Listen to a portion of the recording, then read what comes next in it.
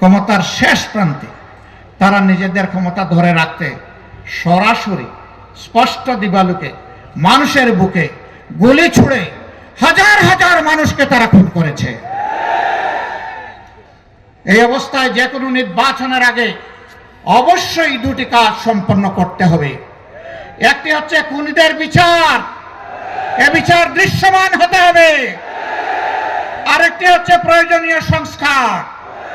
এই দুইটা ছাড়া বাংলাদেশের জনগণ কোনো নির্বাচন মেনে নেবে না। অন এয়ার একাডেমিতে 30% ডিসকাউন্টে নিউজ প্রেজেন্টেশন কোর্স। তাদের জন্য এখানে কর্ম পরিবেশ নিশ্চিত করতে হবে, যাতে তারা এখানে সন্তুষ্ট চিত্ত থেকে মানুষকে সন্তুষ্ট মনে দায়িত্ব পালন করে তারা সেবা দিতে পারে। সম্মানিত বন্ধুগণ, রাষ্ট্রের অনেক সমস্যা, আপনাদেরও অনেক সমস্যা। এই সমস্যাগুলো যারা সৃষ্টি করেছিল, ক্ষমতাকে কিয়ামত পর্যন্ত টিকিয়ে রাখার জন্য যারা একেবারেই বেপরোয়া হয়ে উঠেছিল, মানুষের জীবন যাদের কাছে কোনো জীবনই ছিল না, ক্ষমতার শেষ প্রান্তে তারা নিজেদের ক্ষমতা ধরে রাখতে সরাসরি স্পষ্ট দিবালোকে মানুষের বুকে গুলি ছুড়ে হাজার হাজার মানুষকে তারা খুন করেছে। 15.5 বছর তারা খুন করেছে, গুম করে আয়না করে বন্দি করে রেখেছে।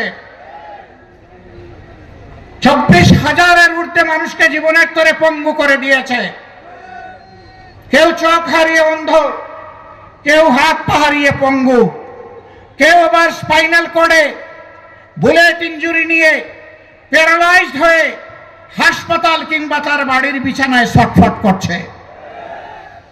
এই অবস্থায় যে কোনো নির্বাচনের আগে অবশ্যই দুটি কাজ সম্পন্ন করতে হবে। একটি হচ্ছে খুনিদের বিচার, এ বিচার দৃশ্যমান হতে হবে। আরেকটি হচ্ছে প্রয়োজনীয় সংস্কার। এই দুইটা ছাড়া বাংলাদেশের জনগণ কোনো নির্বাচন মেনে নেবে না।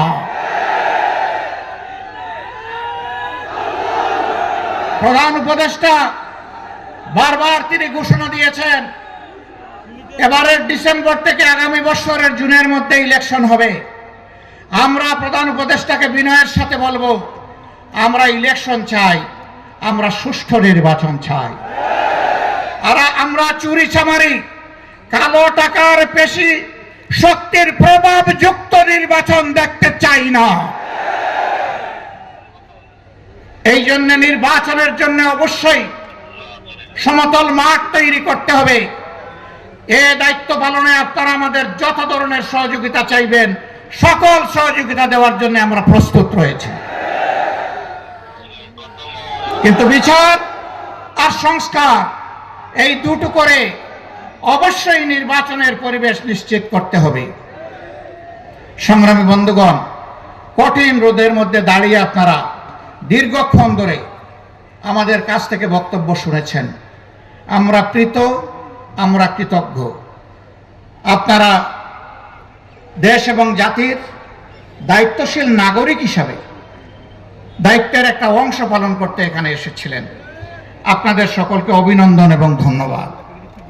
আমাদের এই বক্তব্যগুলো ঘরে ঘরে আপনারা পৌঁছে দেবেন। মা বোনদেরকে বলবেন, ইনশাআল্লাহ আগামীর বাংলাদেশ কোরআনের ভিত্তিতে যখন গড়ে তোলা হবে, তখন আপনাদেরকে মায়ের মর্যাদায় মাথায় তুলে আমরা সম্মান করব। বোনদেরকে বলবেন, আপনাদের জন্য এই সমাজকে নিরাপদ